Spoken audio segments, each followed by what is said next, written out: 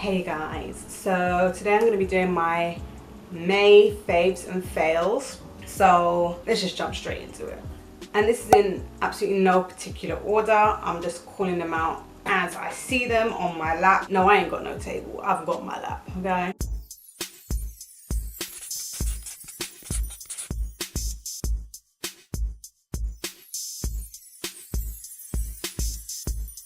So first is the Face Shop Coca-Cola eyeshadow palette. I used this earlier on in the month.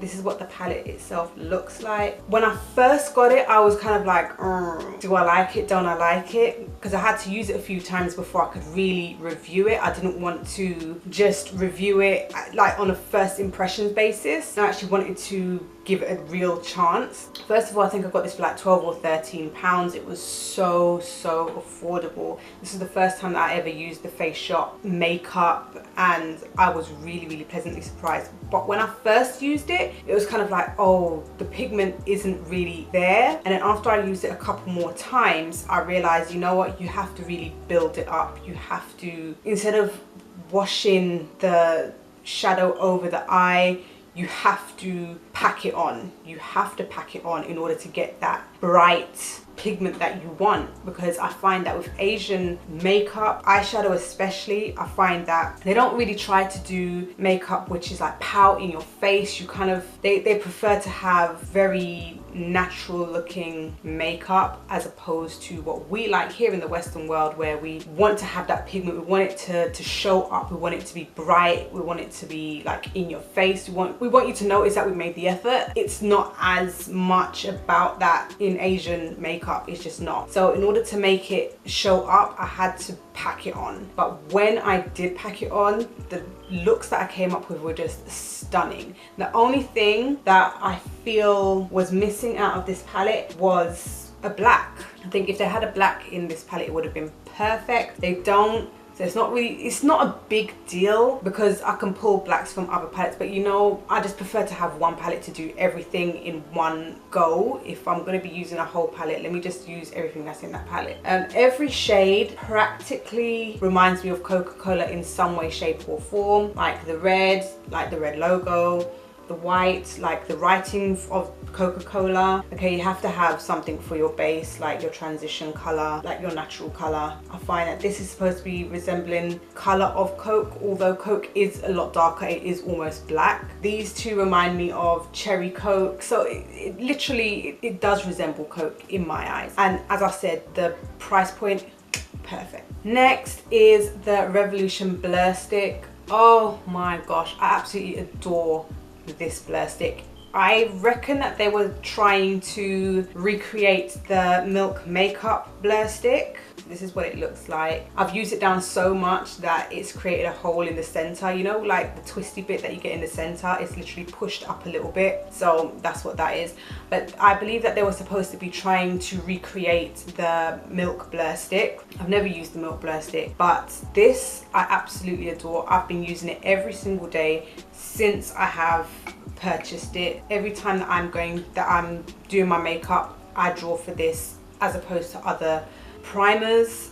One thing that I didn't do in my review of this is rub it in, and what I have found since is that when I rub it in after applying it, it looks even better. So that is something that I would definitely advise anyone to do. If you do have this, once you apply it, do like rub it in. You don't need a lot. I mean, I put it on my face and on my neck because that's where I'm applying my makeup. I think this is gorgeous. It just helps to minimize my pores. It holds onto my makeup as well. I wouldn't say that this is for any particular skin type or any particular skin type that it wouldn't be recommended for. I reckon it will probably be good for all kinds of skin types. I tend to get a little bit oily in my T-zone during the day. This doesn't make it any better or any worse. I find that I'm blotting around the same as I would normally do. So I reckon that it's great for all skin types, but that is up to yourself to try it out and decide for your own skin, is it good for me? But this was something that I was asked in the comment section,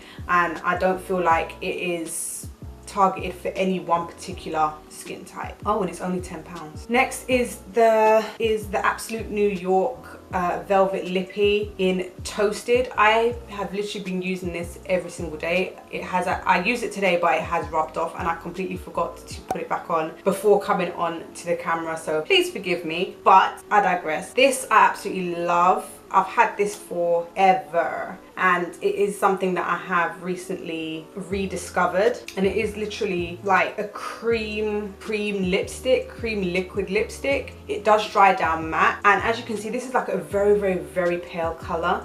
So for me to get it to work, I have to use a very dark lip liner, but I tend to use dark lip liners anyway. So, and I don't put this all over my lips, I'll put it just in the center, and then I like just press my lips together so that it just dispenses itself all over my lips, so that it's not too overbearing, otherwise I'll be looking crazy. So, but I absolutely love this, absolutely. Like, if I could find another one of these, I will most definitely be repurchasing, because this to me is a staple. It goes with literally every makeup look that I do, because it's such a natural nude for my skin tone when I use a lip liner with it.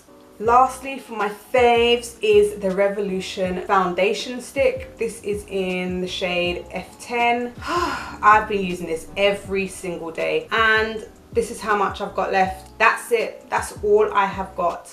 This will be gone soon. This most definitely will be gone soon, and I'm gonna have to repurchase it because I use this every single day and it has not let me down.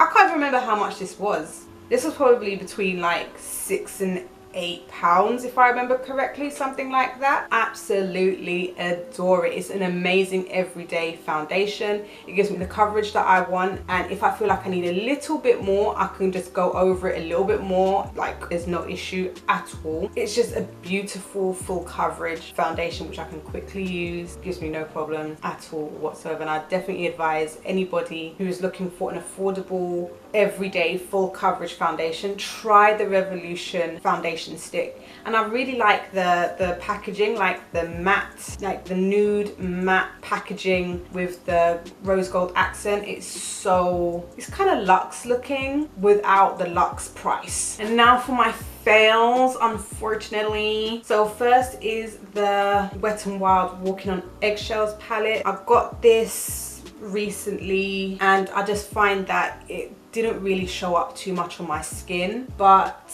to be fair, the colors are very pale, so I shouldn't have expected so much from it. Like, maybe somebody who is a lot fairer than me might get better use out of it, but for me it's just not, it just doesn't show up that much on my skin. So if I was doing like one of those really fair natural eyeshadow looks on a daily basis, maybe it will be all right for me, but for somebody who actually wants this eyeshadow to show up and to make some kind of statement, this just is not, it's just not right for me, just not. I did buy two, so another one I have put in the giveaway, but this one, and hopefully whoever wins the giveaway will get use out of it. I just can't seem to get it to work for me. Lastly is the eyeshadow stamp crease stamp. This is what it looks like. I just couldn't get this to work for me. My concealer would not transfer onto my eyelid. The eyeshadow wouldn't transfer onto my eyelid. Like, it just was not working. And after I tried it, I watched other people do reviews on it and it worked for them. I don't know what it was, it just would not work for me. It just was not transferring. And when I did get some product to transfer, it was kind of patchy. It was just, it was just not working. And I was really hoping that this would work so that I could start doing cut creases, because I love the way that cut creases look, but I'm just not very good at doing cut creases. And especially in the morning, I'm up at like 5 every single morning and I have to get myself and my kids ready. So being able to do a cut crease like really quick would have been so useful for somebody like me, but it just didn't work out that way. So it is what it is, who cares. I didn't spend that much money on it anyway. So those were my faves and fails for the month of May. What were your faves and fails? Did you have any of these items? Do you like them? Do you not like them? Like, what are your thoughts and feelings? Let me know. Even like link your faves and fails videos down below so I can watch them, because I really like seeing other people's opinions on products. Not even just the products that I get, like I just like discovering new products and understanding what people like and dislike about them. Yeah, so if you like this video, give it a thumbs up. Don't forget to subscribe, and I'll see you in the next one. Bye.